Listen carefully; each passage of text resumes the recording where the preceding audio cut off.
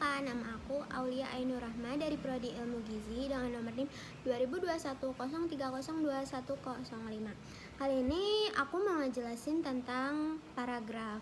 Sebelumnya kalian udah tahu belum sih apa itu paragraf? Pasti kebanyakan sih ya udah pada tahu lah ya.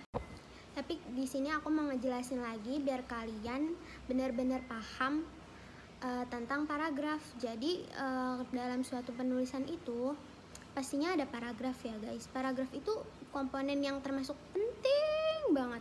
Jadi paragraf itu berasal dari dua kata, para dan grafein. Nah itu tuh berasal dari bahasa Yunani.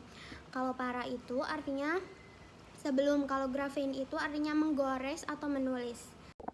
Secara umum, paragraf itu adalah kumpulan kalimat atau gabungan kalimat yang harus saling berkaitan atau padu, guys. Tujuan dari paragraf itu apa sih? Tujuan dari paragraf itu agar si yang baca itu dapat paham akan paragraf yang baru atau pergantian gagasan. Fungsi paragraf itu ada dari dua sudut pandang. Yang pertama, dari sudut pandang penulis. Salah satunya yaitu agar penulis bisa menghantarkan pembaca ke pokok masalah yang dituju. Nah, kalau dari sudut pandang pembaca yaitu tadi salah satunya agar mengetahui, paham akan pergantian gagasan, terus abis itu agar pembaca juga dapat beristirahat atau sebagai jeda gitu. Unsur-unsur paragraf. Unsur paragraf itu pasti yang pertama itu ada topik ya. Nah, topik ini adalah ide pokok yang mau dibahas gitu, mau dijelaskan si penulis. Yang berikutnya itu ada kalimat utama. Kalimat utama ini intinya mewakilkan seluruh kalimat-kalimat dalam si paragraf itu. Nah, yang berikutnya itu ada kalimat penjelas. Kalimat penjelas ini pastinya berfungsi untuk menjelaskan si kalimat utama atau ya sebagai penjelas intinya. Yang keempat itu ada konjungsi. Konjungsi itu adalah kata sambung. Kata sambung ini juga banyak digunakan pada suatu penulisan-penulisan.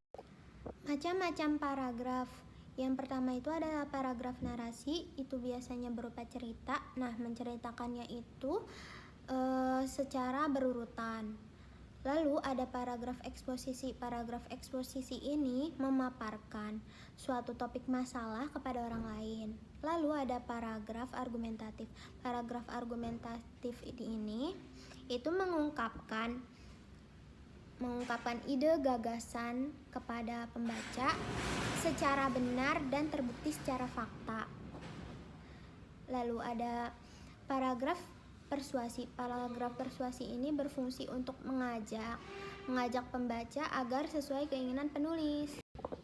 Kelima, ada paragraf deduktif. Paragraf deduktif itu ya cukup simple sih ngebedainnya sama paragraf yang di bawah-bawahnya nanti yang akan aku jelasin.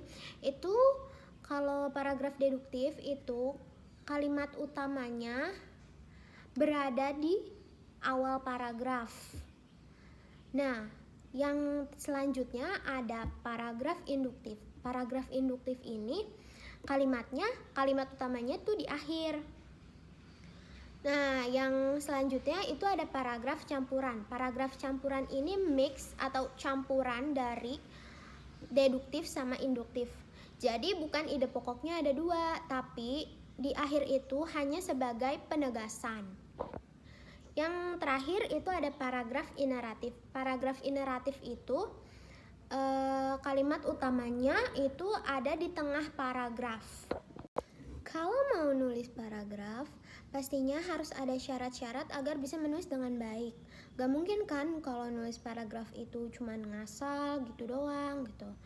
Yang pertama itu ada kesatuan. Kesatuan dalam artian di sini hanya punya satu ide pokok. Yang kedua itu harus ada kesinambungan. Kesinambungan dalam artian di sini itu antar kalimatnya harus nyambung, harus saling mendukung gitu guys. Yang ketiga, ada kelengkapan. Berdasarkan unsur-unsur yang udah aku jelasin tadi, itu salah satunya gak boleh gak ada. Jadi kalau salah satunya gak ada, belum dikatakan sebuah paragraf. Yang terakhir, ada kesamaan sudut pandang. Mempertahankan sudut pandang ini dinilai penting juga dalam menulis paragraf. Di paragraf ada bagian-bagiannya. Ada bagian pembuka. Pembuka itu biasanya dia mengutip pasti mengutip dari orang-orang terkenal.